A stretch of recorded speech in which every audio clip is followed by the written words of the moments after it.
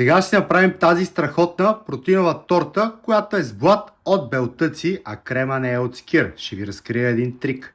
Започваме с белтъци. 240 мл, което се равнява на 6 броя. Разбиваме на сняг и добавяме 10 грама царевични шесте, 100 грама скир и една доза протеин. Объркваме и добавяме към белтъците. След което разбъркваме внимателно отдолу нагоре и печеме на един огромен блат. След което използваме обикновено нишесте. Разтваряме го в хладка вода и изсипваме във вряща вода.